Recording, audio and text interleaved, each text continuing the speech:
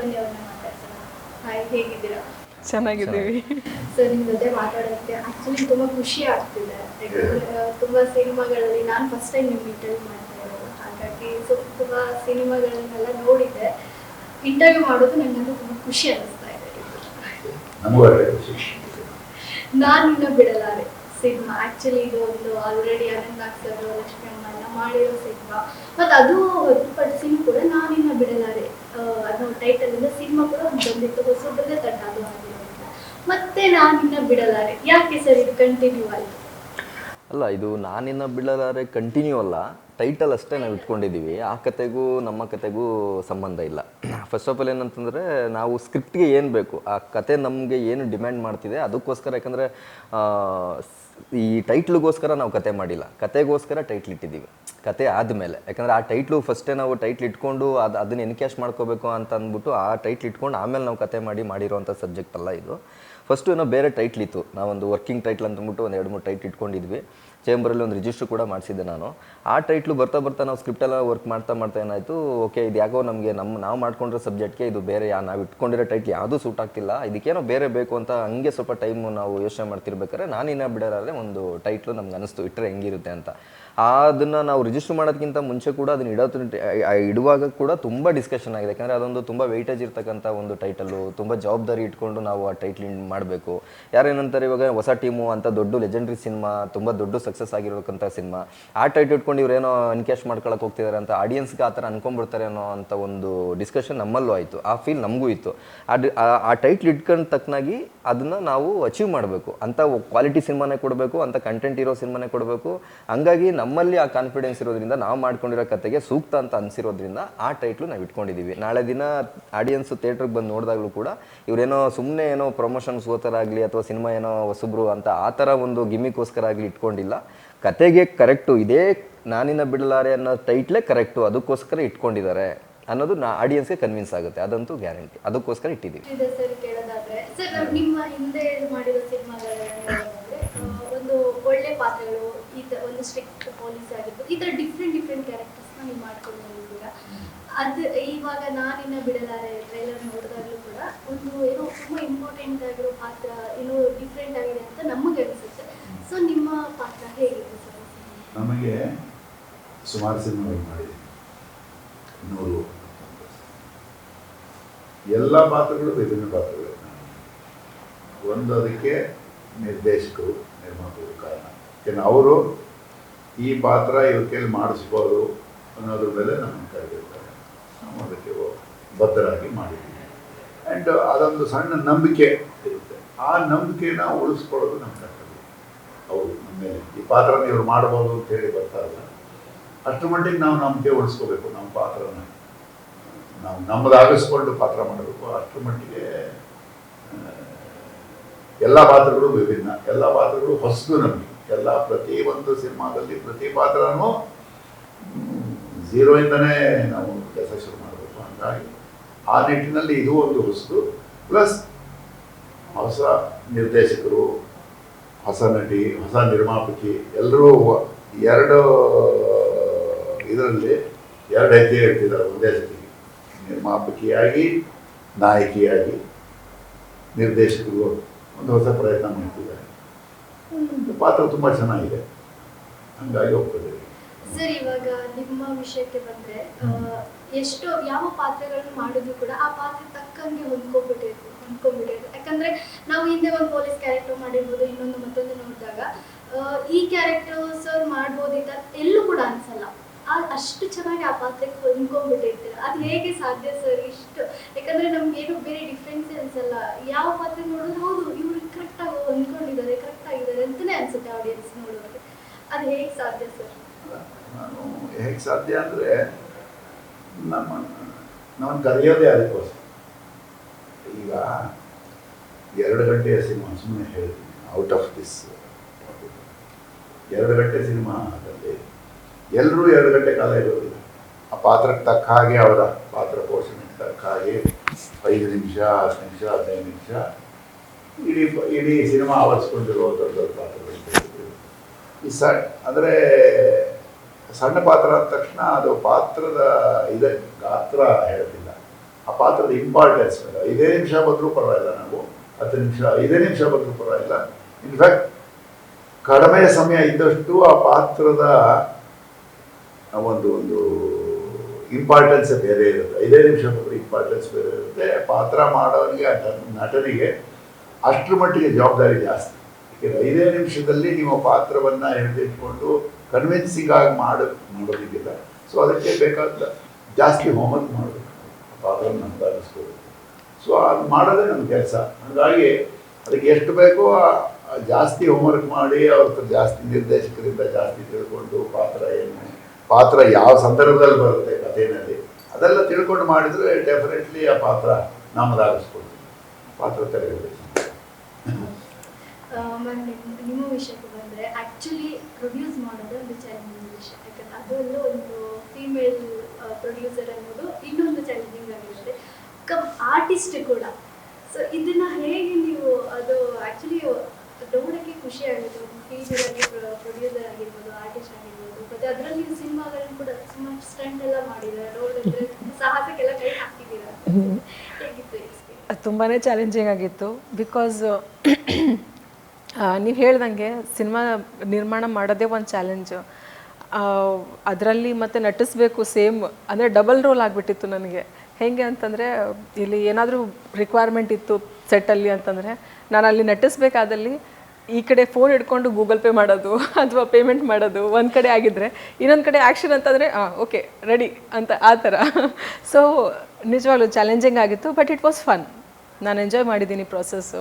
And ನನಗೆ ಹೊಸ experience ಇದು ಆ್ಯಕ್ಚುಲಿ. ಎಲ್ಲರೂ ಫಸ್ಟು ನಿರ್ಮಾಪಕ ಅಥವಾ ನಿರ್ಮಾಪಕಿಯಾಗಿ ಬರ್ತಾರೆ, ಅಥವಾ ಆ್ಯಕ್ಟರ್ ಆಗಿ ಬರ್ತಾರೆ, ಆ್ಯಕ್ಟ್ರೆಸ್ ಆಗಿ ಬರ್ತಾರೆ. ಬಟ್ ನಾನು ಎರಡೂ ಕಡೆಯಿಂದ ಎರಡು ಸೈಡ್ ಒಂದೇ ಸತಿ ಬಂದುಬಿಟ್ಟಿದ್ದೀನಿ ನಾನು ಇಂಡಸ್ಟ್ರೀಲಿ. So it was fun. ಅನಿಸಿದೆ ಆಫ್ಕೋರ್ಸ್ ಅನಿಸುತ್ತೆ. ಅಂದರೆ ಒಂದು ಒಳ್ಳೆ ಸಿನಿಮಾ ಮಾಡಬೇಕು ಅಂತಂದಲ್ಲಿ ಬಜೆಟ್ ಅಷ್ಟೇ ಬೇಕಾಗುತ್ತೆ. ಆ ಸಿನಿಮಾಗೆ ನಾವು ಜಸ್ಟಿಸ್ ಮಾಡಬೇಕು ಅಂತಂದರೆ ಬಜೆಟು ಆ ಥರ ಇರುತ್ತೆ. ಒಂದು ಕಡೆ ಎಲ್ಲೋ ಒಂದು ಕಡೆ ಅನಿಸುತ್ತೆ ರಿಸ್ಕ್ ತೊಗೋತಾ ಇದ್ದೀನಿ ಅಂತ. ಬಟ್ ಐ ಥಿಂಕ್ ಇವಾಗ ಸಿನಿಮಾ ನಾನು ನೋಡಿದ್ದೀನಿ ಸುಮಾರು ಸತಿ. ನೋಡಿದಾಗ ಆವಾಗ ವರ್ತ್ ದಿ ರಿಸ್ಕ್ ಅಂತ ಅನಿಸುತ್ತೆ. ರಿಸ್ಕ್ ತೊಗೊಂಡಿದ್ದಕ್ಕೂ ವರ್ತ್ ಇದೆ.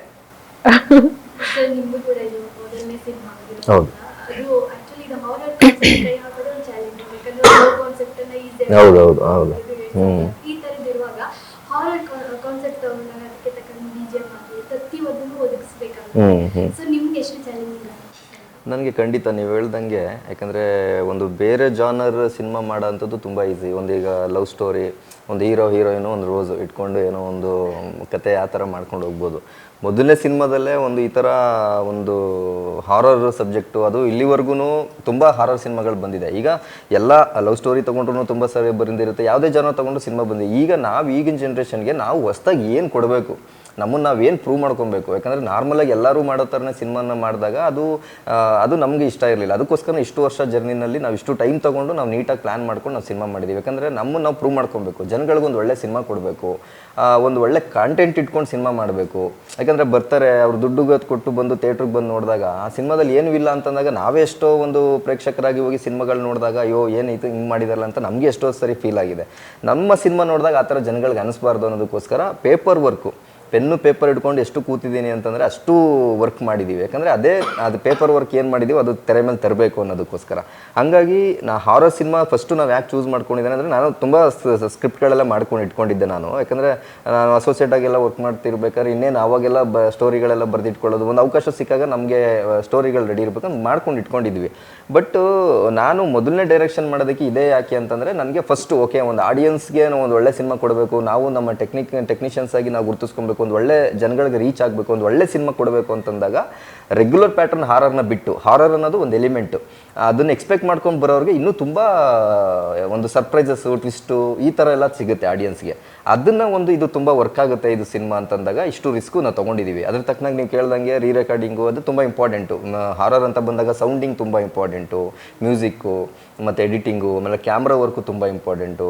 ಅದರದೆಲ್ಲ ನಮ್ಮ ಟೆಕ್ನಿಷಿಯನ್ಸ್ ಅಂಥವರೇ ತುಂಬ ಟ್ಯಾಲೆಂಟೆಡ್ ಟೀಮೇ ನನಗೆ ಸಿಕ್ತು. ಎಡಿಟ್ರು ದೀಪು ಆಗಿರ್ಬೋದು, DOP ವೀರೇಶು, ತ್ಯಾಗರಾಜು ಮ್ಯೂಸಿಕ್ಕು, ಆಲ್ರೆಡಿ ಇವಾಗ ಟೀಸರ್ ಎಲ್ಲ ಬಿಟ್ಟಿದ್ದೀವಿ, ಸಾಂಗ್ಸು ಬಿಟ್ಟಿದ್ದೀವಿ. ಹಾಗಾಗಿ ಜನಗಳಿಗೂ ಅಲ್ಲಿಂದ ತುಂಬ ಎಲ್ಲ ಒಳ್ಳೆ ಫೀಡ್ಬ್ಯಾಕ್ ಬರ್ತಾಯಿದೆ, ಒಳ್ಳೆ ರೆಸ್ಪಾನ್ಸ್ ಬರ್ತಾಯಿದೆ, ಚೆನ್ನಾಗಿದೆ, ಕಟಿಂಗ್ಸ್ ಚೆನ್ನಾಗಿದೆ, ಮ್ಯೂಸಿಕ್ ಚೆನ್ನಾಗಿದೆ ಅಂತ. ಅಲ್ಲಾಗಿ ಸ್ವಲ್ಪ ನಮಗೊಂದು ಕಾನ್ಫಿಡೆನ್ಸ್, ಓಕೆ ಜನರಿಗೆ ರೀಚ್ ಆಗ್ತಿದೆ, ಚೆನ್ನಾಗಿ ಇಷ್ಟಪಡ್ತಾ ಇದ್ದಾರೆ ಅಂತ. ಒಂದು ಒಳ್ಳೆ ಕ್ವಾಲಿಟಿನಲ್ಲಿ ಪ್ರೊಡ್ಯೂಸರ್ಗೂ ಕೂಡ ಅವರು ಕೂಡ ಅವ್ರು ಹೇಳ್ದಂಗೆ ಈ ಕಡೆ ಹೀರೋನ್ ಆಗಿ ಮಾಡಬೇಕು, ಈ ಕಡೆ ತುಂಬ ಫಿನಾನ್ಷಿಯಲಿ ನೋಡ್ಕೊಬೇಕು, ಆ ಥರ ಇರುವಾಗ ತುಂಬ ಡಬಲ್ ಕೆಲಸಗಳಿತ್ತು. ಅದನ್ನೆಲ್ಲ ನಿಭಾಯಿಸ್ಕೊಂಡು ನಮಗೆ ಆನ್ ಸ್ಕ್ರೀನ್ ಏನು ಬೇಕೋ ಅದನ್ನು ಯಾವುದಕ್ಕೂ ಕೊರತೆ ಮಾಡ್ದೇ ಅವರು ಕೊಟ್ಟಿರೋ ಒಂದು ಸಪೋರ್ಟಿಂದ ಒಂದು ಒಳ್ಳೆ ಸಿನಿಮಾ ಬಂದಿದೆ. ಅದೆಲ್ಲ ಮೇಡಮ್ ಕಡೆಯಿಂದ ಸ್ಟಂಟ್ ಎಲ್ಲ ಮಾಡಿಸಿದ್ದೀರಾ? ಅದು ಹೌದು ಹೌದು ಹೌದು. ಮೇಡಮ್ ಅಷ್ಟೊಂದು ಕಾನ್ಫಿಡೆಂಟ್ ಇದ್ದಾರೆ? ಕಾನ್ಫಿಡೆಂಟು ಖಂಡಿತ ಇತ್ತು. ಯಾಕಂದರೆ ಆ ಕಾನ್ಫಿಡೆಂಟ್ ಇದ್ಮೇಲೆ ಅವರು ನಮ್ಮ ಹೀರೋಯಿನ್ ಆಗಿ ಮಾಡಬೇಕು ಅಂತ. ಯಾಕಂದರೆ ಮುಂಚೆ ಬೇರೆ ಒಂದು, ಯಾಕಂದರೆ ನಾವು ಅದೇ ಅವ್ರನ್ನ ಫಸ್ಟು ಹೀರೋಯಿನ್ ಆಗಿ ಅವ್ರು ಮಾಡಬೇಕು ಅನ್ನೋ ಪ್ಲ್ಯಾನ್ ಇರಲಿಲ್ಲ. ಯಾಕಂದರೆ ಪ್ರೊಡಕ್ಷನ್ ಮಾತ್ರ ಮಾಡಬೇಕು ಅನ್ನೋದು ಪ್ಲ್ಯಾನ್ ಇದ್ದಿದ್ದು. ಆವಾಗ ಮುಂಚೆ ಬೇರೆ ನಾನು ಕೋವಿಡ್ಗಿಂತ ಬಿಫೋರು ಸುಮಾರು ಒಂದು ಸ್ವಲ್ಪ ರೆಕಗ್ನೈಸ್ ಇರೋವಂಥ ದೊಡ್ಡ ಹೀರೋಯಿನ್ಸ್ಗಳಿಗೆಲ್ಲ ನಾವು, ಯಾಕಂದರೆ ಫೀಮೇಲ್ ಓರಿಯೆಂಟೆಡ್ ಸಿನಿಮಾ ಆಗಿರೋದು ಅವ್ರಿಗೆಲ್ಲ ನಾನು ಹೋಗಿ ಕತೆ ಹೇಳ್ಬಿಟ್ಟು ಬಂದಿದ್ದೆ. ಕಾರಣಾಂತರಗಳಿಂದ ಆಗಲಿಲ್ಲ. ಆಮೇಲೆ ಯಾವುದೋ ಒಂದು ಹೀರೋಯಿನ್ಗೆ ನಾವು ಒಂದು ಕತೆ ಹೇಳಿ ಬಂದಾಗ ಅದು ಕೆಲವು ಎಲ್ಲ ಆಗಿತ್ತು, ಅಡ್ವಾನ್ಸು ಕೊಟ್ಟೆಲ್ಲ ಆಗಿತ್ತು. ಕೆಲವು ಕಂಡೀಷನ್ಸು ನಮಗೆ ಸರಿ ಹೊಂದದೇ ಸ್ವಲ್ಪ ಇದೆಲ್ಲ ಮುಂದೆ ಏನೋ ಬೇಡ, ಯಾಕಂದರೆ ನಾವು ಹೊಸಬ್ರಾಗಿ ಇವೆಲ್ಲ ಮುಂದೆ ಪ್ರಾಬ್ಲಮ್ ಆಗ್ಬೋದು ಅಂತ ಅಂದ್ಬಿಟ್ಟು ನಾವು ಅಲ್ಲಿಗೆ ಡ್ರಾಪ್ ಮಾಡಿ ಕೂತ್ಕೊಂಡು ಮಾಡಿದಾಗ ಇಲ್ಲ ಮಾಡೋಣ. ಯಾಕಂದರೆ ಇವರು ಮೇಡಮು ತುಂಬ ಟ್ಯಾಲೆಂಟ್ ಇದ್ದಾರೆ, ನಾನು ತುಂಬ ವರ್ಷಗಳಿಂದ ನೋಡಿದ್ದೀನಿ ಅವ್ರನ್ನ ಹತ್ತಿರದಿಂದ, ಅವ್ರ ಟ್ಯಾಲೆಂಟ್ ಏನು ಅಂತ ಗೊತ್ತು, ಆ್ಯಕ್ಟ್ರೆಸ್ ಆಗಿ ಯಾವ ಥರ ಮಾಡ್ತಾರೆ ಅನ್ನೋದು ನನಗೆ ಗೊತ್ತಿತ್ತು. ಹಂಗಾಗಿ ಸ್ವಲ್ಪ ನಾವೇ ಮಾಡೋಣ ಅಂದ್ಕೊಂಡು ಮಾಡಿದ್ವಿ. ಬಟ್ ಈಗ ಥರ ಆ್ಯಕ್ಷನ್ ಮಾಡಿಸ್ಬೇಕು ಅನ್ನೋದೆಲ್ಲ ಏನು ಇರಲಿಲ್ಲ. ಒಂದು ನಾರ್ಮಲ್ ಆಗಿ ಒಂದು ಈ ಥರ ಒಂದು ಸಸ್ಪೆನ್ಸ್ ಇಲ್ಲರಾಗಿ ಸ್ಕ್ರಿಪ್ಟ್ ಮಾಡ್ಕೊಂಡಿದ್ದೆ ನಾನು. ಆಮೇಲೆ ಸ್ಕ್ರಿಪ್ಟ್ನು ಮಾಡ್ತಾನೆ ಒಂದು ಅದೇನೋ ಬಂತು, ಈ ಥರ ಒಂದು ಆ್ಯಕ್ಷನ್ ಥರ ಮಾಡಿಸೋಣ ಹಂಗೆ ಹಿಂಗೆ ಅಂತ ಅಂದ್ಬಿಟ್ಟು. ಆಮೇಲೆ ಸರಿ ಅವರು ಕಾನ್ಫಿಡೆಂಟಾಗಿ ನಾನು ಮಾಡ್ತೀನಿ ಅಂತ ಹೇಳಿದ್ರು. ಅದು ಡೂಪಿ ವಿತೌಟ್ ಡೂಪು ಎಲ್ಲನೂ ಕೂಡ ಪ್ರತಿಯೊಂದು ಶಾರ್ಟ್ಸು ತುಂಬ ರಿಸ್ಕಿ ಶಾರ್ಟ್ಸ್ಗಳು ಕೂಡ ಅವರು ಎಲ್ಲ ಮಾಡಿದ್ದಾರೆ. ಅದೊಂದು ಖುಷಿ ಇದೆ. ಅದಕ್ಕೆ ಡಿಫ್ರೆಂಟ್ ಆನಿಮಾಸ್ಗೆ ಸ್ಪೆಷಲ್ ಥ್ಯಾಂಕ್ಸ್ ಹೇಳ್ತೀನಿ. ಅವರು ತುಂಬ ಚೆನ್ನಾಗಿ ಸೇಫ್ಟಿ ಮೆಜರ್ಮೆಂಟ್ಸ್ ಎಲ್ಲ ತೊಗೊಂಡು ನೀಟಾಗಿ ಮಾಡಿಕೊಟ್ರು. ಇವರು ಕೂಡ ಯಾವುದೇ ಭಯ ಇಲ್ಲದೇ ಮಾಡಿದ್ದಾರೆ, ತುಂಬ ಚೆನ್ನಾಗಿ ಮಾಡಿದ್ದಾರೆ. ಹೇಗೆ ಮ್ಯಾಮ್ ಸೆಟ್ಟಲ್ಲಿ ಸರ್ ಕೊರಿಯೋಗ್ರಾಫ್ ಮಾಡುವಾಗ ಮೊದಲು ನೀವು ಅದಕ್ಕೆ ಏನು ಬೇಕು ಪ್ರಿಪ್ರೇಷನ್ ಮಾಡಿದ್ರಾ ಅಥವಾ ಸೆಟ್ಟಲ್ಲಿ ಆನ್ ಸ್ಪಾಟ್ ಹೇಳಿದ ತಕ್ಷಣ? ಆನ್ ಸ್ಪಾಟೇ ಆಗಿರೋದು ಎಲ್ಲನೂ, ಯಾವುದು ಪ್ರಿಪ್ರೇಷನ್ ಅಂತ ಆಗಿಲ್ಲ. ಇನ್ಫ್ಯಾಕ್ಟ್ ಎಲ್ಲನೂ ಸ್ಟಾರ್ಟಿಂಗಿಂದ ಸಿನಿಮಾ ನಾನ್ ಸ್ಟಂಟ್ಸ್ ಏನು ಸೀಕ್ವೆನ್ಸಸ್ ಇದೆ ಎಲ್ಲನೂ ಯಾರೂ ಇಲ್ಲಿ ಪ್ರಾಕ್ಟೀಸ್ ಏನೂ ಮಾಡಿಲ್ಲ, ಏನು ರಿಹರ್ಸಲ್ ಆಗಿಲ್ಲ. ಎಲ್ಲರೂ ಆನ್ ಸ್ಪಾಟಲ್ಲಿ ಏನು ಡೈಲಾಗ್ಸ್ ಬರ್ತಿತ್ತು ಅದನ್ನೇ ತೊಗೊಂಡ್ಬಿಟ್ಟು ಅದೇ ಮಾಡಿದ್ದು. ಆ್ಯಂಡ್ ಸ್ಟಂಟ್ಸ್ ಅಂತ ಬಂದಾಗ ನಾನು ಎಕ್ಸ್ಪೆಕ್ಟೇ ಮಾಡಿರಲಿಲ್ಲ ಆ್ಯಕ್ಚುಲಿ ಈ ಥರನೂ ರೋಪ್ ಹಾಕ್ತಾರೆ ಅಂತ. ಆಮೇಲೆ ರೋಪ್ ಹಾಕಿದ್ಮೇಲೆ ಎಳೆದಿದೆಯಲ್ಲ, ಆ್ಯಕ್ಚುಲಿ ಬ್ರೂಸಸ್ ಎಲ್ಲ ಬಂದುಬಿಡೋದು, ಅಷ್ಟು ಪೇನ್. ನನಗೆ 1 ತಿಂಗಳು ಪೇನ್ ಇತ್ತು, ಬಾಡಿ ಪೇನ್, ರಗ್ಗು ಅದೆಲ್ಲ ಹಾಕಿದ್ರಾಗ. ಸೊ ಏನು ರಿಹರ್ಸಲ್ ಏನಾಗಿಲ್ಲ, on spot go with the flow ಆ ಥರ ಇತ್ತು.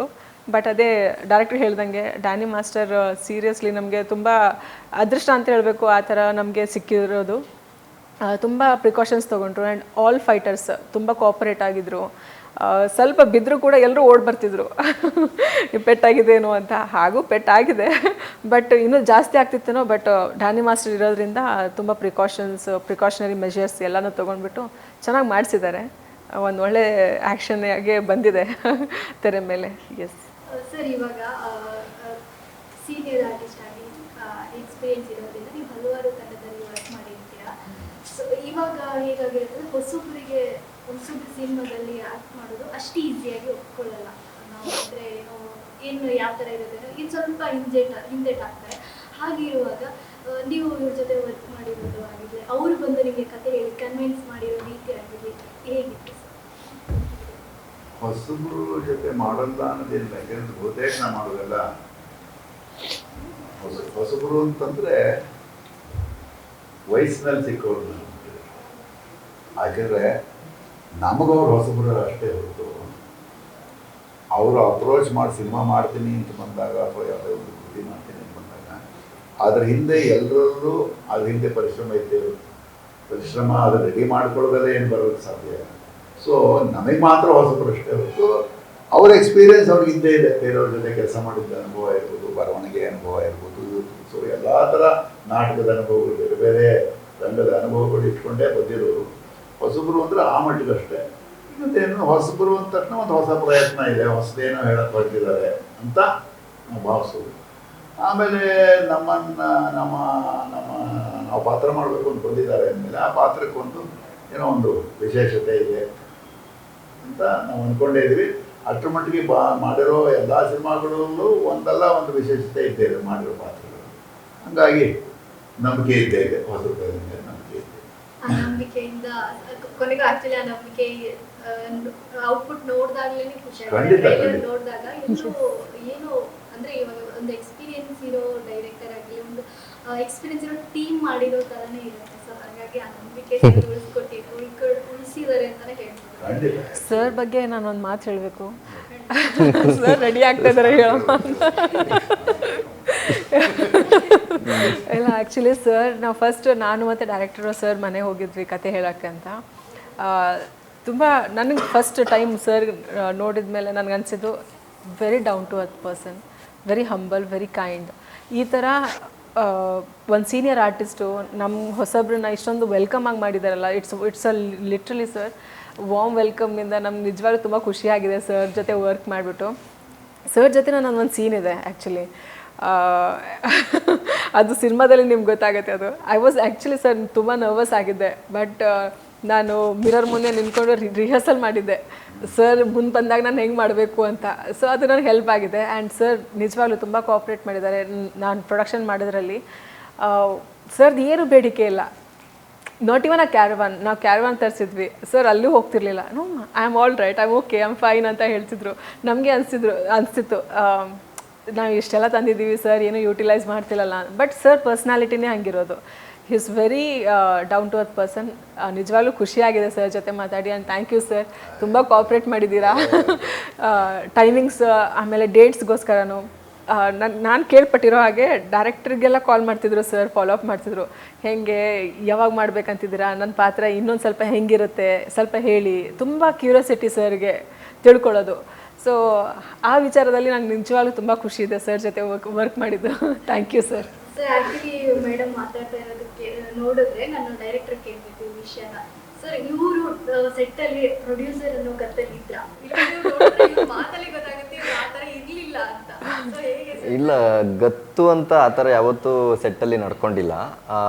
ಆಫ್ ಸ್ಕ್ರೀನು ಖಂಡಿತ ಇತ್ತು, ಅದು ಆನ್ ಸ್ಕ್ರೀನ್ ಅಂತೂ ಇರಲಿಲ್ಲ. ಅದು ಡೈರೆಕ್ಟ್ರಾಗಿ ನನಗೆ ಗೊತ್ತು. ಅದು ಆಫ್ ಸ್ಕ್ರೀನಲ್ಲಿ ಗೊತ್ತಲ್ಲ, ಪ್ರೊಡ್ಯೂಸರ್ ಅಂತಂದಾಗ ಅದು ಇರಲೇಬೇಕಾಗುತ್ತೆ. ನಮ್ಮ ಜವಾಬ್ದಾರಿ, ಅವ್ರದ್ದು ಜವಾಬ್ದಾರಿ. ಯಾಕಂದರೆ ಏನೇ ಆಗಲಿ ಅದು ನಮ್ಮ ಒಂದು ಸಿನಿಮಾ ಒಂದು ಜವಾಬ್ದಾರಿ ಅಂತ ತಗೊಂಡಾಗ ಅದನ್ನಿಬ್ಬರು ಪ್ರೊಡ್ಯೂಸರ್ ಆಗಿ ಡೈರೆಕ್ಟರ್ ಆಗಿ ನಮ್ಮ ಜವಾಬ್ದಾರಿ ನಾವು ನಿಭಾಯಿಸಲೇಬೇಕು. ಹಾಗಂತಂದ್ಬಿಟ್ಟು ಏನೇ ತುಂಬ ಜಗಳಗಳಾಗಿದೆ, ತುಂಬ ಒಂದು ಕೆಲವು ಶೂಟಿಂಗ್ ಅಂದರೆ ಪ್ರೊಡಕ್ಷನ್ ವಿಚಾರದಲ್ಲಿ ನಾನು ಜಗಳ ಅಂದರೆ ಯಾವ ಥರ ಅಂದರೆ ನನಗೆ ಇದು ಬೇಕು, ಅದು ಯೋಚನೆ ಮಾಡು, ನೋಡು ನಮ್ಗೆ ಬಜೆಟ್, ಅದು ಈ ಥರ ಕೆಲವು ಮಾತುಕತೆಯಲ್ಲಿ ಎಲ್ಲ ಇರ್ತಾವೆ ಅದೆಲ್ಲ. ಬಟ್ ಆದರೆ ಏನೇ ಆದರೂ ಕೂಡ ಅದನ್ನೆಲ್ಲ ಬಿಟ್ಟು ಒಬ್ಬ ಆ್ಯಕ್ಟ್ರೆಸ್ ಆಗಿ ಆನ್ ಸ್ಕ್ರೀನ್ ಬಂದಾಗ ಅದನ್ನೆಲ್ಲ ಮರೆತು ಆ್ಯಕ್ಟ್ ಮಾಡಿದ್ದಾರೆ. ಅದೊಂದು ಖುಷಿ ಇದೆ. ನಾವೇನೇ ಹೇಳಿದ್ರು ಇಂಥ ಮೇಡಮ್ ಇಂಥ ಎಕ್ಸ್ಪ್ರೆಷನ್ಸ್ ಬೇಕು, ಹಿಂಗಿಂಗೆ ಅಂತಂದರೆ ಓಕೆ ನಾನು ರೆಡಿ, ನಾನು ಮಾಡ್ತೀನಿ ಅಂತ ಅಷ್ಟು ಜೋಶಲ್ಲಿ ಮಾಡಿದ್ದಾರೆ. ಮತ್ತು ಎರಡೂ ಜವಾಬ್ದಾರಿಗಳನ್ನ ತುಂಬ ಚೆನ್ನಾಗಿ ನಿಭಾಯಿಸಿದ್ದಾರೆ. ಇವ್ರು ಹೇಳೋದು ಒಂದೊಂದು ಬೇಡಿಕೆಗಳು ಇರ್ತದಲ್ಲ ಡೈರೆಕ್ಟರ್ಗಳದ್ದು. ಒಂದೊಂದು ಸತಿ ನಮಗೆ ಅನಿಸುತ್ತೆ ಓ ಬೇಕಾ ಇದು ಮಾಡಿಸ್ಬೇಕಾ ಅಂತ. ಬಟ್ ನನಗೆ ಎಲ್ಲ ರಿಕಾಲ್ ಮಾಡ್ತಿದ್ದೆ ಇಲ್ಲಿವರೆಗೂ ಏನೇನು ಶೂಟ್ಸ್ ಎಲ್ಲ ಆಗಿದೆ, ಆಮೇಲೆ ಯಾವ ಥರ ಸೀನ್ಸ್ ನಮ್ಗೆ ನೋಡೋಕ್ಕೆ ಸಿಕ್ಕಿದೆ ಎವಿಡೆಂಟಾಗಿ. ನೋಡಿದಾಗ ಓಕೆ ಮಾಡಿದ್ರೆ ಆಯಿತು. ಬಟ್ ನಾನು ಕೇಳ್ತಿದ್ದೆ ಯಾವಾಗಲೂ, ಆಗಿದೆ ಫೈಟ್ಸ್ ಆಗಿದೆ ನಮ್ಮ ಮಧ್ಯದಲ್ಲಿ. ಇವಾಗ ಹೆಂಗ್ ಅನ್ಸುತ್ತೆ, ಕಂಪ್ಲೀಟ್ ಇವಾಗ ಒಂದು ಮೂವಿ ಪ್ರೊಡ್ಯೂಸ್ ಮಾಡಿದ್ದೀರಾ, ಹಾಗಾಗಿ ಪ್ರೊಡ್ಯೂಸ್ ಮಾಡೋದು ಓಕೆನಾ, ಆರ್ಟಿಸ್ಟ್ ಆಗಿ ಇರ್ಬೇಕಾ, ಇವಾಗ ಎರಡು ಸೆಲೆಕ್ಟ್ ಮಾಡ್ಕೊಳ್ಳಿ. Production is better. Production actually producer ಆಗಿ ಇನ್ನೂ ಸಿನಿಮಾಗಳ ನಿರ್ಮಾಣ ಮಾಡಬೇಕು ಅಂತ ಆಸೆ ಇದೆ ನನಗೆ. ಬಟ್ ನಾನು ಒಂದು ಆರ್ಟಿಸ್ಟ್ ಆಗಿ ಮಾಡಬೇಕು ಅಂತ ಅನಿಸಿದ್ರೆ ಮಾತ್ರ ನಾನು ಮಾಡ್ತೀನಿ, ಇಲ್ಲ ಅಂತಂದರೆ production is any day great. Producer ಆಗಿ ಓಕೆ ನಿಮ್ಮ ಕೆಲಸನ ನೀವು ಅಚ್ಚುಕಟ್ಟಾಗಿ ಮಾಡಿದ್ದೀರಾ, ಹಾಗೆ ಆರ್ಟಿಸ್ಟ್ ಆಗಿ ಸರ್ ಈ ತರ ಸುಮಾರು ಹುಡುಕಿದ್ರಿ ಅಂತ ಕೇಳ್ಪಟ್ಟಿ, ಫೈನಲಿ ಈ ಕ್ಯಾರೆಕ್ಟರ್ ನೀವೇ ಮಾಡಬೇಕು ಅಂತ ಬಂದಾಗ ಆ ಎಕ್ಸ್ಪೀರಿಯನ್ಸ್ ಹೇಗೆ? ಆ್ಯಕ್ಚುಲಿ ಅದಕ್ಕೂ ಮುಂಚೆ ಇನ್ನೊಂದು ಸ್ಟೋರಿ ಇದೆ, ಹೇಳ್ಬಿಡ್ತೀನಿ ನಾನು. ಅದು ಏನು ಅಂತಂದರೆ ಇವರು ಹೇಳ್ದಂಗೆ ಸುಮಾರು ಪ್ರೊಡ್ಯೂಸರ್ಸ್ನ ಹುಡುಕ್ತಾ ಇರ್ತಿದ್ರು.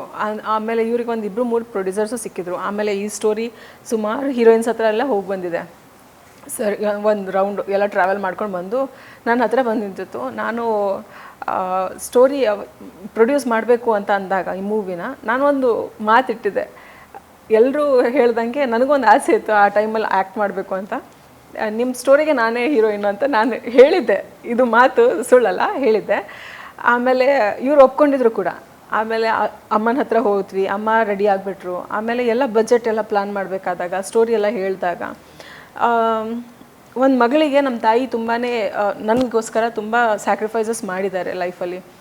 ಅದರಲ್ಲಿ ಈ ಒಂದು ಚಿತ್ರನ ನಿರ್ಮಾಣ ಮಾಡಬೇಕು ಅಂತ ಸ್ಟೆಪ್ ತೊಗೊಳ್ಳೋದಿದೆಯಲ್ಲ, ಅದು ಯಾರಿಂದನೂ ಬಂದಿಲ್ಲ ಮನೆ ಕಡೆಯಿಂದ, ಅಮ್ಮಗೆ ಬಂತು. ಸೊ ಅಮ್ಮನಿಂದ ಬಂದಾಗ ನನಗೆ ನಾನು ಮತ್ತು ಡೈರೆಕ್ಟರ್ ಮತ್ತೆ ಡಿಸ್ಕಸ್ ಮಾಡಿದ್ವಿ. ಇಲ್ಲ, ಅಮ್ಮ ಮಾಡ್ತಿದ್ದಾರೆ ಅಂತಂದರೆ ಅವ್ರಿಗೂ ಒಂದು ದುಡ್ಡು ಆಗಬೇಕು, ಒಳ್ಳೆ ಇನ್ಕಮ್ ಆಗಬೇಕು. ಯಾಕಂತಂದರೆ ಸ್ವಾರ್ಥ ಆಗಬಾರ್ದು ಇಲ್ಲಿ. ತಾಯಿ ಮಾಡ್ತಾ ಇದ್ದಾರೆ ಅಂತಂದರೆ ಮಗಳು ಆ್ಯಕ್ಟ್ ಮಾಡಬೇಕು ಅಂತ ಆ ಸ್ವಾರ್ಥ ಬರಬಾರ್ದು ಅಂತ ಹೇಳ್ಬಿಟ್ಟು ನಾನು ಮತ್ತು ಡೈರೆಕ್ಟರ್ ಡಿಸ್ಕಸ್ ಮಾಡಿದ್ವಿ. ಇಲ್ಲ, ಒಂದು ರೆಕಗ್ನೈಸ್ಡ್ ಫೇಸ್ ಇರಲಿ, ಚೆನ್ನಾಗಿರುತ್ತೆ, ಸ್ವಲ್ಪ ಬಿಸ್ನೆಸ್ಸಿಗೂ ಹೆಲ್ಪ್ ಆಗುತ್ತೆ, ಮತ್ತು ಸಿನಿಮಾ ಚೆನ್ನಾಗಿ ರೀಚ್ ಆಗುತ್ತೆ ಅಂತ ಈ ಥರ ಪ್ಲ್ಯಾನ್ ಮಾಡಿಕೊಂಡು ನಾವೇ ಡಿಸಿಷನ್ ತೊಗೊಂಡು ಅದೇ ಹೇಳ್ದಂಗೆ ಒಂದು ಆ್ಯಕ್ಟರ್ನ ಅಪ್ರೋಚ್ ಮಾಡಿದ್ವಿ. ಬಟ್ ಅದು ಏನೋ ಒಂದು ಮಿಸ್ಅಂಡರ್ಸ್ಟ್ಯಾಂಡಿಂಗು ಅಥವಾ ಏನೋ ಮಿಸ್ಕಮ್ಯುನಿಕೇಷನಿಂದ ಡ್ರಾಪ್ ಆಯಿತು ಅದು ಅವರಿಂದ. ಆಮೇಲೆ ಸ್ವಲ್ಪ ಅದು ಕೇಸ್ ಆ ಕಡೆ ಈ ಕಡೆ ಹೋಗ್ತಾ ಇತ್ತು. ಹೋದಾಗ ಫೋಕಸ್ಸು ಸ್ವಲ್ಪ ಆ ಕಡೆ ಈ ಕಡೆ ಹೋಗ್ತಾ ಇತ್ತು ನಮ್ಮದು. ಆಮೇಲೆ ನಾವು ಕೂತು ಡಿಸ್ಕಷನ್ ಎಲ್ಲ ಮಾಡಿದಾಗ ಎಲ್ಲರ ಕಡೆಯಿಂದ ಒಂದು ಸಜೆಷನ್ ಬಂದಿದ್ದು, ಯಾಕೆ ನೀವೇ ಮಾಡಬಾರ್ದು ಅಂತ. ಸೊ ಅದು ಎಲ್ಲೋ ಹೋಗ್ಬಿಟ್ಟು ನನ್ನ ಹತ್ರನೇ ಬಂದಂಗೆ ಆಯ್ತಿದ್ದು ಸ್ಕ್ರಿಪ್ಟು. ಸೊ ಅವಾಗ ನಾನು ಟೇಕ್ ಓವರ್ ಮಾಡಿದೆ ಈ ಪ್ರಾಜೆಕ್ಟ್ ಹೀರೋಯಿನ್ ಆಗಿ. ಸೊ ಇಷ್ಟ ಆಗಿದೆ ನೋಡಿ. ನಾನಿನ್ನ ಬಿಡಲಾರೆ ಸಿನಿಮಾ, ಇವಾಗ ಹಳೆ ಸಿನಿಮಾ ನೋಡಿದ್ರೆ ಅನಂತ್ ನಾಗಲಕ್ಷ್ಮಿ ಅವರ ಸೂಪರ್ ಹಿಟ್ ಸಿನಿಮಾ, ಅದರಲ್ಲೂ ಒಂದು, ಮತ್ತೆ ನಿಮ್ಮ ಸಿನಿಮಾದಲ್ಲೂ ಒಂದು ಕಾಮನ್ ಥಿಂಗ್ ಇದೆ, ರಾಘವೇಂದ್ರ ಸ್ವಾಮಿ. ಸರ್, ಹೇಗೆ ಇದು ಆಕ್ಚುಲಿ ಅದಾಗಿ ಕೂಡಿ ಬಂದಿದ್ದ ಅಥವಾ ನಿಮ್ಗೆ ಇದು ಬೇಕು ಅನ್ನೋದಷ್ಟು ಸ್ಕ್ರಿಪ್ಟ್ ಅಲ್ಲ? ಮೇಡಮ್, ಖಂಡಿತವಾಗ್ಲೂ ಹೇಳ್ಬೇಕಂದ್ರೆ ಇದು ಅದಾಗೆ ಕೂಡಿ ಬಂದಿರೋದು. ನಾವು ಇಂಟೆನ್ಷನಲ್ಲಿ ಈಗ ನಾನಿನ್ನ ಬಿಡಲಾರೆ ಆ ಸಿನಿಮಾದಲ್ಲೂ ರಾಘವೇಂದ್ರ ಸ್ವಾಮಿದು ಕನೆಕ್ಷನ್ಸ್ ಇದೆ, ಅದನ್ನು ಇದರಲ್ಲಿ ತಂದ್ಬೋಣ ಅಂತ ಅಂದ್ಬಿಟ್ಟು ಖಂಡಿತವಾಗ್ಲೂ ಯಾವತ್ತೂ ಆ ಥರ ನಾವು ಅಂದ್ಕೊಂಡಿಲ್ಲ. ಇಂಟೆನ್ಷನ್ ನಮ್ದು ಆ ಥರ ಇರಲೂ ಇಲ್ಲ. ಬಟ್ಟು ಸ್ಕ್ರಿಪ್ಟ್ ಮಾಡ್ತಿರ್ಬೇಕಾದ್ರೆ ಗೊತ್ತಲ್ಲ ನಿಮಗೆ, ಕೆಲವು ಎಲ್ಲ ನಾವು ರೈಟಿಂಗ್ ಮಾಡ್ತಾ ಮಾಡ್ತಾ ಮಾಡ್ತಾ ಏನೇನೋ ಥಾಟ್ಸ್ ಬರುತ್ತೆ, ಏನೇನೋ ಕನ್ಕ್ಲೂಷನ್ ಬರುತ್ತೆ, ನಮಗೆ ಕೆಲವು ಕ್ವಶನ್ಸ್ ಬರುತ್ತೆ, ನಮಗೆ ಆನ್ಸರ್ಸ್ ಬರುತ್ತೆ. ಪ್ರೇಕ್ಷಕರಾಗಿ ಫಸ್ಟ್ ಆಫ್ ಆಲ್ ನಾವು ಅವ್ರಿಗೆ ನಾವೇನು ಕನ್ಫ್ಯೂಷನ್ಸ್ ಮಾಡ್ಸಕ್ಕೆ ಹೋಗ್ತೀವೋ, ಅವ್ರಿಗೆ ನಾವು ಕನ್ಕ್ಲೂಷನ್ ಕೊಡಬೇಕು, ಅದೆಲ್ಲ ಮುಂಚೆನೇ ನಾವೇನೇ ಯೋಚನೆ ಮಾಡಬೇಕು ಆ್ಯಸ್ ಎ ರೈಟರ್ ಆಗಿ. ಅದನ್ನು ನಾನು ಯೋಚನೆ ಮಾಡಿದಾಗ ಓಕೆ, ಇಲ್ಲಿವರೆಗೂ ಒಂದು ಹಾರರ್ ಅಂತ ಬಂದಾಗ ನನಗೊಂದು ಇಂಟೆನ್ಷನ್ ಇತ್ತು. ಒಂದು ಹಾರರ್ ಅಂತ ಬಂದಾಗ ರೆಗ್ಯುಲರ್ ಆಗಿ ಒಂದು ಯಾವುದೋ ಒಂದು ಟ್ರಿಪ್ಗೆ ಹೋಗ್ತಾರೆ, ಎಲ್ಲೋ ಒಂದು ಟ್ರೆಕ್ಕಿಂಗ್ ಹೋಗ್ತಾರೆ, ಅಲ್ಲೊಂದು ವೆಹಿಕಲ್ಸ್ ಏನೋ ಪಂಚರ್ ಆಗುತ್ತೆ, ಒಂದು ಪಾಳ ಮನೆಗೆ ಹೋಗಿ ಸಿಗಾಕೊಂಡಾದ್ಮೇಲೆ ಮತ್ತೆ ಅವ್ರಿಗೆ ಏನೋ ಪ್ರಾಬ್ಲಮ್ ಆಗುತ್ತೆ, ಆತ್ಮ ಬರುತ್ತೆ, ಅಲ್ಲಿ ರಿವೆಂಜ್ ಹೋಗುತ್ತೆ, ಹಳೆ ಜನ್ಮ, ಈ ಥರ ಎಲ್ಲ ಹೋಗ್ತಾ ಇರ್ತೀವಿ. ಈ ಥರ ಸಿನಿಮಾಗಳನ್ನ ಇಲ್ಲಿವರೆಗೂ ನಾವು ನೋಡ್ಕೊ ಬಂದಿರೋದು ರೆಗ್ಯುಲರ್ ಆಗಿ. ಈಗ ನಮ್ಮ ಸಿನಿಮಾ ಅದಕ್ಕಿಂತ ವಿಭಿನ್ನವಾಗಿ ನಾವು ಮಾಡ್ಕೊಂಡಿರೋದು. ಹಾರರ್ ಅಂತ ಬಂದಾಗ ಹೆದರ್ಸೋದೆಲ್ಲ ಇದೆ, ಬಟ್ ರಿವೆಂಜ್ ಅನ್ನೋದ್ರು ಆ ಥರ ನಾರ್ಮಲ್ ಸಿನಿಮಾಕ್ಕಿಲ್ವ ಇದ್ರು ಬಿಟ್ಟು ಬೇರೆ ಥರನೇ ಒಂದು ಟ್ರೈ ಮಾಡಿದ್ದೀವಿ. ಹಂಗಾಗಿ ಈಗ ನಾನಿನ್ನ ಬಿಡಲ್ಲ ಅಂತ ಟೈಟ್ಲ್ ಇಟ್ವಿ, ಅದು ಆಕಸ್ಮಿಕವಾಗಿ ನಮಗೆ ಇದು ಮಾಡಿದ್ದು. ಯಾಕಂದರೆ ಆ ಟೈಟ್ಲ್ ಇಟ್ಕೊಂಡು ಅವಾಗಲೇ ಹೇಳ್ದಂಗೆ ಆ ಟೈಟ್ಲಿಗೋಸ್ಕರ ಕತೆ ಮಾಡಿಲ್ಲ, ಕತೆಗೋಸ್ಕರ ಟೈಟ್ಲು ನಾವು ಚೂಸ್ ಮಾಡಿದ್ವಿ. ಅದೇ ಥರ ಇಲ್ಲಿ ರಾಘವೇಂದ್ರ ಸ್ವಾಮಿದು ಕೂಡ ಒಂದು ನಾವು ಸ್ಕ್ರಿಪ್ಟ್ ಮಾಡ್ತಾ ಮಾಡ್ತಾ ಓಕೆ ಇದಿದ್ರೆ ಚೆನ್ನಾಗಿರುತ್ತೆ, ಅದು ಆ ಸ್ಪಾಟ್ ಅದು ಸ್ಕ್ರಿಪ್ಟ್ ಮಾಡ್ತಾ ಮಾಡ್ತಾ ಬಂದಿದ್ದದೆ ಅಷ್ಟೇ. ಅದು ಕೋಇನ್ಸಿಡೆನ್ಸ್ ಆಗಿ ಕನೆಕ್ಟ್ ಆಗಿದೆ.